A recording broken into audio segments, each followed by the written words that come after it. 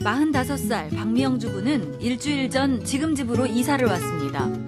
힘들게 장만한 집을 팔고 절반 크기의 전셋집을 구한 것인데요. 5년째 암투병 중인 시어머니의 병원비를 더 이상 감당할 수 없었기 때문입니다. 그래서 한 3억 가까이가 깨졌는데 어쩔 수 없이 대출하고 뭐 집을 줄이는 수밖에 이제 뭐 경제적으로도 상당히 힘든 부분이 되는 거죠. 엎친 데 덮친 격으로 작년엔 미영 씨마저도 병원 신세를 져야 했습니다. 갑작스럽게 심장 수술을 받게 된 겁니다. 제 심장에 보면 심실중격이라는 게 있는데요. 거기가 구멍이 커져서 나중에 수술을 안 하면 이게 폐혈증으로 해서 큰 위험에 처한다고 하더라고요. 토탈에서 한 1,200 가까이 들어갔죠. 대학생 2자녀 등록금에 생활비에 여기에 매달 들어가는 어머님 간병인 비용만 150만 원.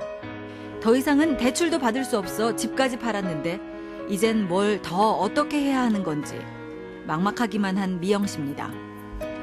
이러다 고리사채까지 써야 하는 건 아닌지 돈 때문에 어머님 치료를 못하게 되는 건 아닌지 불안하기만 합니다. 가족이니까 살리고 싶은 마음은 하는데 병원비 갖고 왜 밀려서 병원에다 밀려서 뭐 그렇게 막 그런 부분 때문에 뭐 자살까지 하는 사람들 심정도 제가 이해는 하겠더라고요. 우리나라 국민이 직간접적으로 내는 의료비는 연간 100조 원. 의료비 마련을 위해서 매년 41만 가구가 재산을 처분하고 14만 가구는 금융기관 대출, 13만 가구는 사채까지 이용하고 있는 것으로 나타났습니다. 또 1인당 의료비는 최근 10년간 OECD 국가 중 가장 빠르게 늘고 있는데 국가의 지원은 여전히 낮은 수준입니다. 사회보험인 건강보험에서 보장해주는 그 범위가 한 60% 수준으로 낮기 때문에 이 메디컬 푸어가 늘어날 수 있는 그 이유가 된다고 봅니다. 유치원 통학버스 기사인 63살 이덕주 씨.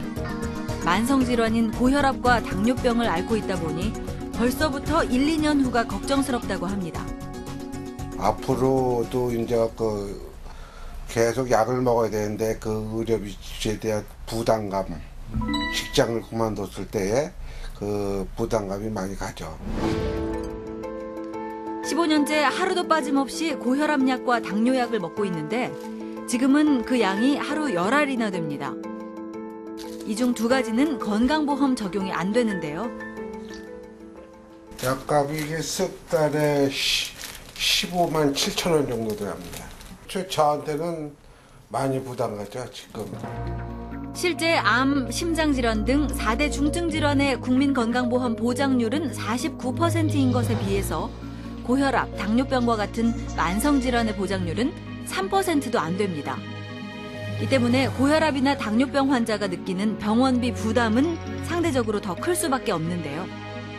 당뇨 또 고혈압인 분들이 많이 계신데 거기에 좀 혜택이 조금 미미하지 않나 이제 그렇게 생각하고 있습니다. 건강보험은 모든 국민을 대상으로 시행하는 제도임에도 불구하고 암과 같은 특정 질병에 대해서는 본인 부담금을 더 경감해주고 나머지 질병에 대해서는 높게 되어 있기 때문에 형평성의 문제가 분명히 발생하고 있고 건강보험이 적용되지 않는 선택진료비나 상급병실료, 간병비와 같은 3대 비급여 항목도 고액 의료비 지출의 주범으로 꼽히고 있습니다.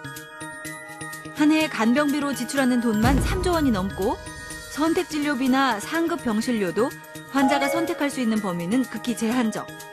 사실상 울며 겨자 먹기로 상급병실 등을 이용하고 있는 실정입니다. 실제 루푸스라는 난치성 희귀병을 앓고 있는 장인화 씨도 몸 상태가 안 좋아지면 바로 대학병원에 입원해 관리를 받아야 하는데요. 그리고 저는 이제 유기실 자리가 없냐고 물어보니까 없다고 하시더라고요. 그래서 이제 2인실 그 입원으로 이제 옮겨서 이제 유기실 자리가 나면 옮겨주겠다 하셔가지고 6인실과 2인실 병실료 가격 차이는 약 5배. 6인실은 건강보험이 적용돼서 가격이 저렴하지만 2인실 병실료는 100% 본인 부담입니다. 하지만 6인실에 입원하기란 하늘의 별 따기. 2인실에 며칠만 입원해도 병원비가 몇백만 원을 훌쩍 넘기 일쑤입니다. 무릎 정도 입원을 했었는데 한 400만 원 정도 나왔었고요. 배보다 배꼽이 더 큰 경우인 것 같아요. 그렇게 돼버리면. 정부에서는 의료비 절감을 위해서 간병인 비용에 대한 건강보험 적용 등 3대 비급여 항목에 대한 개선안을 내놨는데요. 이를 2017년까지 단계적으로 추진할 예정이라고 밝혔습니다. 하지만 추진 시기와 강도 모두 미흡하다는 지적이 끊이질 않고 있는데요. 선택진료라고 하는 것은 국민들이 내는 보험료 가지고 그렇게 다 보상하도록 이미 그렇게 체계화되어 있습니다. 지금 당장 폐지하는 게 맞는 대안입니다. 상급병상은 1인실, 2인실을 타깃으로 건강보험에서 어떻게 급여 확대해 줄 것이냐 하는 관점에서 접근해야 됩니다. 고혈압, 당뇨병과 같은 만성질환 때문에 약간 부담을 느껴왔던 이덕주 씨. 의료비 부담을 어떻게 줄일 수 있을까요? 재작년 4월부터 시행된 만성질환 관리제도를 이용해보는 것도 한 방법입니다. 고혈압, 당뇨병 환자가 동네 의원이나 보건소를 이용할 때 앞으로 이곳에서 지속적으로 관리를 받겠다고 등록을 하면 진찰료를 감면해주는 제도인데요. 재진 진찰료에 본인 부담 비용을 10% 더 추가적으로 경감받을 수 있게 됩니다. 한 의사가 환자의 건강을 꾸준하게 관리해주기 때문에 합병증을 예방하는 데 도움이 된다고 합니다. 병원비를 대비할 때 가장 효율적인 방법은 아무래도 보험에 가입하는 것입니다. 보험료를 납부하는 기간 동안에 보장이 된다는 거, 향후 가계 소득이 줄어드는 것까지 고려를 해서 수입의 10% 정도를 준비하는 게 적당할 것 같습니다. 인천의 한 대학병원. 이곳 역시 다른 병원처럼 간병인들이 병실에 머물면서 환자를 돌봅니다. 예, 아프시면 말씀하세요. 하지만 일반 병실과 다른 점이 있다는데요. 바로 환자 여럿이 간병인 한 명을 고용하는 공동 간병인 제도가 그것입니다. 보통 환자 3명이 간병인 한 명을 고용하는 형태인데요. 원래 1인당 1인 간병인을 쓰면 7만 원을 받는데 공동 간병을 하게 되면 1인당 3만 5천 원을 받습니다. 간병인들도 교대 근무가 가능해서 질 높은 서비스를 환자에게 제공할 수 있습니다.